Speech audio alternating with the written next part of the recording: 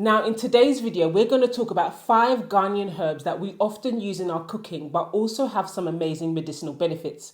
Not only will I give you their names in Ga, Chi, and Ewe, I'll also give you their botanical names so that if you want to research and learn for yourself, you can easily do so. Now, my name is Nigeli and I'm a medical herbalist. Now, let's get on to herb number 1. Now, the first plant we're going to talk about is alligator pepper. Ye in Ga, Wisa in Chi, and Dzekuli in Ewe. Please excuse my pronunciation because I know I'm butchering it. And the botanical name for this plant is Aframomum melegrita. I'll put the spelling next to me. Now, it comes in these pods, but what we actually use are the seeds that are contained within the pod. Now, the interesting thing about this plant is it's in the same family as ginger, the Zingibaceae. And ginger has these medicinal compounds. They're volatile oils, but it has many medicinal compounds. But a couple of them, the volatile oils, are also contained within this plant and gives it some of its medicinal properties. And those are gingerol and shawgol. I'll put the spelling because I know I butchered those as well. Now, just like ginger, it's an anti-inflammatory, a circulatory stimulant, as well as anti-rheumatic. Traditionally, we would use this for wounds, we would use it for coughs, we would use it for dysmenorrhea, which is period pain, and we'll also use it for rheumatism. And research is also showing, the exciting bit, that you could also use it to help you burn more fat. Now, I'm really looking forward to that element of it. Now, the next one is African basil that we will call Inga Sulu. Now, in Chi Fanti, it's Nunum. I'm looking at my notes. And also Bebusui in Ewe. Again, apologies. So the botanical name for this plant is Ocimum gratissimum. And it is in the same family as basil, the basil that we would know and use here. In fact, it's like the sister to basil. And the family that it's from is called the Lamiaceae. And what you'll find with plants from the Lamiaceae family is that many of them, not all of them, have a smell to them. So, of course, in Nigeria, this plant is also known as scent leaf. The properties of this is that it's antiseptic, it's antibacterial, it's antitussive, which basically means it helps relieve coughs. So this amazing herb that you would use often, we would use it in bacterial infections, we would use it in terms of coughs, of course, upper respiratory tract infections, even conjunctivitis. Now, this is a famous Ghanaian plant and it is called Prekese. It is the fruit of the Aidan tree, and the Latin name I'm going to have to read out because it's quite epic, is Tetrapleura tetrapatera. It's part of the Fabaceae family, the Mimosaceae branch. And so often when you're researching it, you'll either find it just being referred to as part of the Fabaceae family or the Mimosaceae family, but it's all kind of the same thing or a branch from the same family. One thing that excited me about this that I didn't know originally is that it's molluscidal, which basically means it kills mollusks. An example of mollusks is snails. Now, if any of you do gardening, you would know that this year the issues we had with the snails and slug was properly epic. So I'm going to see if I could work with Prekese next year to make sure that all my vegetables aren't eaten for the first few months of the growing season. But on top of that, traditionally, it was used for its anti-hypertensive properties, but also its anti-convulsive properties. So in traditional recipes for blood pressure, lowering blood pressure and convulsions, you would add Prekese. On top of that, it's also good for diabetes. Now, according to the Ghana Pharmacopoeia, I'm going to read this out. The max dosage is 25 grams per day in an infusion. And the decoction is 300 grams of crushed fruit boiled with 900 ml. You wait till it's reduced to 600 ml and take 2 tablespoons twice daily. Or you could just add it to your soup and your food because food is medicine. But just do bear in mind with the dosage because it's contraindicated in pregnancy and lactation. Now, the next one is African pepper. Now, we call this in Ghana Sulu, in Chi it's Hwentia, and then in Ewe it's Tsuo. Now, the botanical name for this plant is Xylopia aethiopica. So again, if you want to research it, you can do so. It's from the Ananoceae family.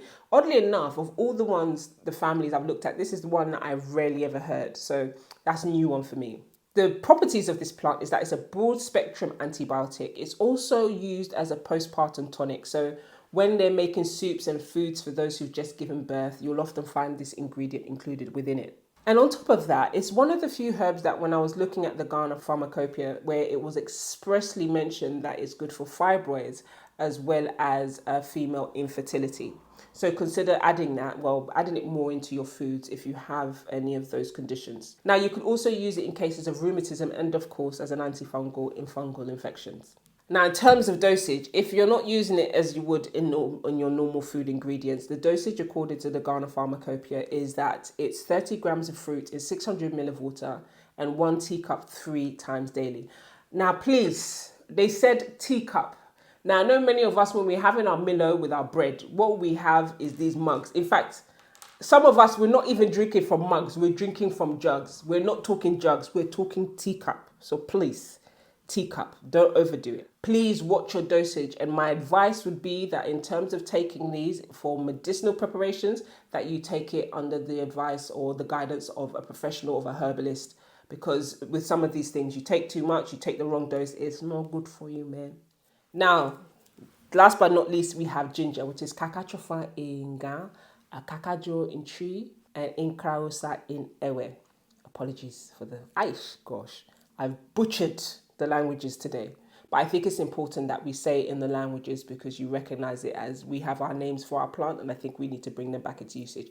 Anyway, the Latin name or the botanical name for this plant is Zingiber officinale. The officinale at the end of it kind of lets you know that it was traditionally used in a pharmacopoeia of all the medicinal plants. And I feel like it's similar in our traditional names for the plant because we include the word medicine in the plant name. So we recognize it as a very powerful medicine from time immemorial. The other thing to notice, and I always mention, is that not all gingers are the same. So you see this ginger pictured, I find that to be the weaker ginger. If I'm going to be using ginger for medicinal purposes, I always use the African ginger, which is often smaller, but you can smell it. Like, it's so strong and potent that you can smell it. And also it's hotter, it's more potent. So I often like to use this in my medicine rather than the big ones that you can see pictured. Ginger has quite a few properties. One, it's anti-nausea, and you can use it even for morning sickness. There are a number of herbs that are good for stopping nausea but aren't safe during pregnancy. Ginger you could also use for morning sickness. But again, when you're taking these things, please do it under the supervision of somebody who knows what they're doing. It's also a great peripheral circulatory. It's also good for like flatulence and indigestion. On top of that, it's a great pain reliever. And I find it's great to add to medicinal preparations for like rheumatism or even period pain. And it gives it that extra oomph. So if I'm making a chamomile tea for period pain and I add ginger, it gives it that extra power. If it's stronger, you've got anemone pulsatile, Anemone pulsatilla, which is another plant that I use for period pain, especially when it's a stronger period pain, and you add ginger to it, it's a serious matter. So please don't sleep on ginger. Now, if you really enjoyed this video learning about Ghanaian spices that we use for cooking, but also have some amazing medicinal benefits, please comment below and let me know what you think. Also, if you have other herbs that you'd like me to talk about their medicinal benefits and so on, please put the details below. And if you'd like me to cover other countries, please put the names of the countries below as well. I really look forward to doing more videos, and so let me know what you want to see more of and I'll happily do those videos for you. And also don't forget to subscribe and click the notification buttons so you are alerted every time that I upload a video. Take care and I'll see you soon.